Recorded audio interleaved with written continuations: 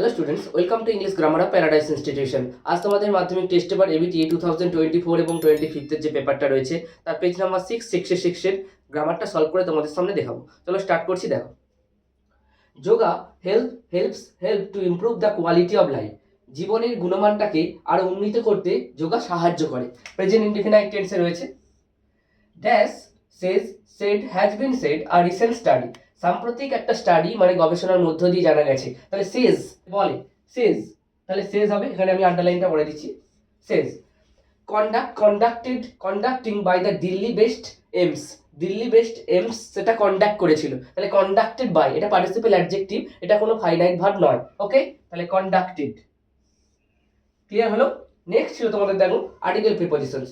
James watt ওয়াজ এ Scottish inventor. James watt ছিলেন একজন Scottish মানে স্কটল্যান্ডের একজন আবিষ্কর্তা।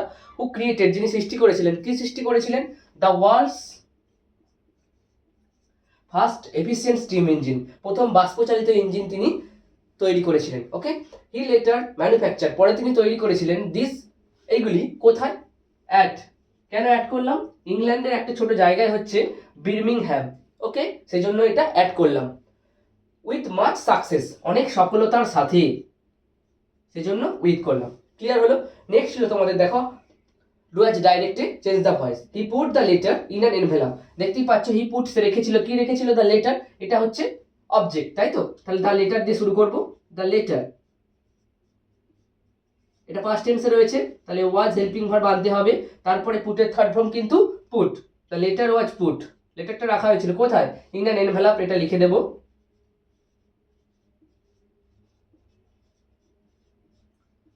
কার দ্বারা? হি, তাহলে বাই দিয়ে হিম হয়ে যাবে, বাই হিম। ক্লিয়ার হলো? নেক্সট ছিল তোমাদের দেখো জয়েন ইউজিং রিলেটিভ ক্লজ।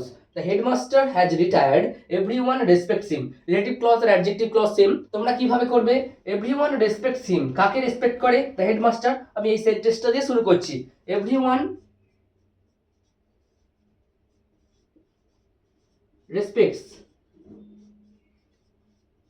যেহেতু এভরিওয়ানটা হচ্ছে সিঙ্গুলার সেজন্য ভার্বের সঙ্গে কিন্তু এস করতে হবে। বই কিন্তু এসটা ছিল না, তোমরা বসিয়ে নেবে। তাহলে এভরিওয়ান রেসপেক্টস, কাকে রেসপেক্ট করে? হিম। তাহলে দ্য হেডমাস্টারকে, আমি দ্য হেডমাস্টার এখানে লিখবো।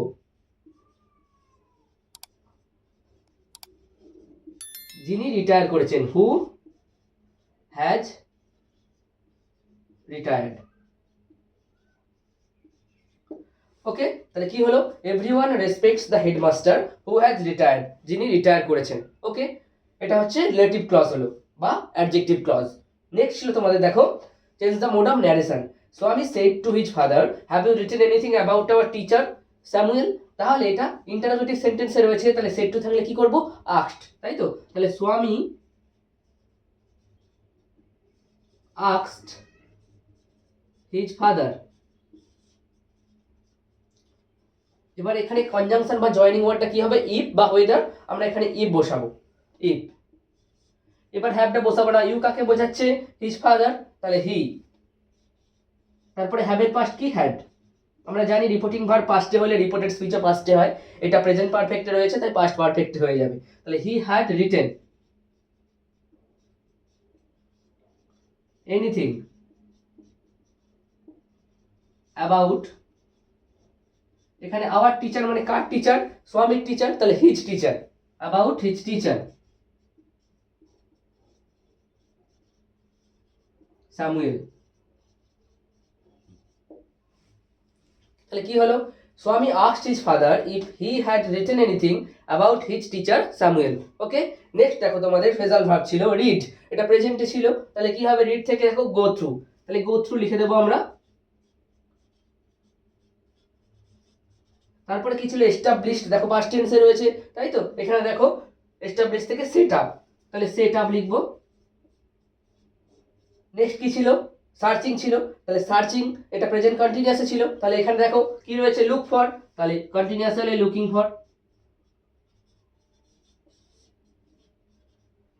ওকে, দেখো তাহলে কি হলো? পেজ নাম্বার 666 এর ইংলিশের গ্রামারটা তোমাদের সামনে সলভ করে দেখালাম। যদি ভিডিওটা ভালো লাগে একটা লাইক করো। নেক্সট ক্লাসে আবার দেখা হচ্ছে পরের ভিডিওটা নিয়ে। ততক্ষণ ভালো থেকো, সুস্থ থেকো। Thank you.